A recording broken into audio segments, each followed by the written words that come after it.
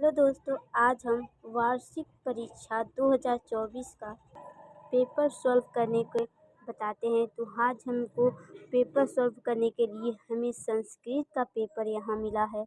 ये जो संस्कृत का क्वेश्चन देख रहे हैं वो बहुत कम ही लोग कर पाते हैं। तो चलिए आपको हम उसका अर्थ बता देते हैं कि इसका अर्थ क्या होता है। तो आप जान लीजिएगा, ये पेपर जो इस पेपर में दिया है ना, आपके भी पेपर में ज़रूर से आएगा।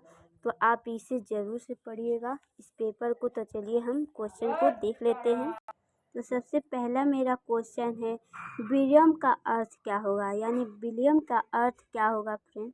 दोस्तों, विलियम का अर्थ होता है शक्ति की, यानी हमें शक्ति की ज़रूरत होती है विलियम में।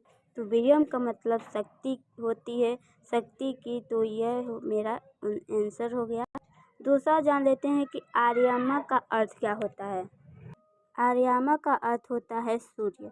तीसरा देख लेते हैं, अश्वत्थत्व का अर्थ क्या होता है। अश्वत्थत्व का अर्थ होता है पीपल।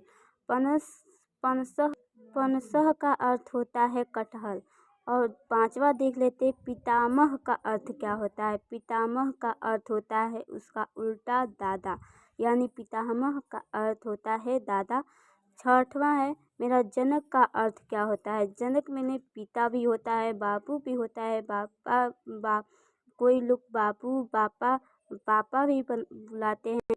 तो इसका मतलब मेरा जनक का अर्थ होता है पिता।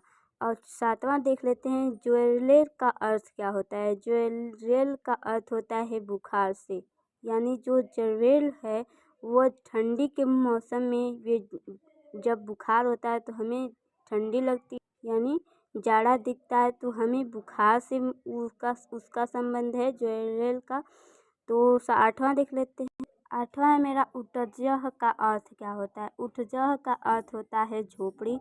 नौवां है मेरा, सोपानम का अर्थ क्या होता है। सोपानम का अर्थ होता है सीढ़ी, यानी सोपानम का अर्थ होता है सीढ़ी। 10वां है, सुहासा का अर्थ क्या होता है। सुहासा का अर्थ होता है सुंदर गाती हुई, यानी सुहासा माने अच्छा गाने वाला, यानी सुहासा का अर्थ होता है सुंदर गाती हुई। तो फ्रेंड्स, मेरे ये संस्कृत की क्वेश्चन कैसी लगी मुझे कमेंट में ज़रूर बताइएगा। और ऐसे ही क्वेश्चन देखने के लिए बहुत बहुत धन्यवाद। और मुझे कमेंट में ज़रूर बताइएगा कि ये क्वेश्चन कैसी लगी आपको।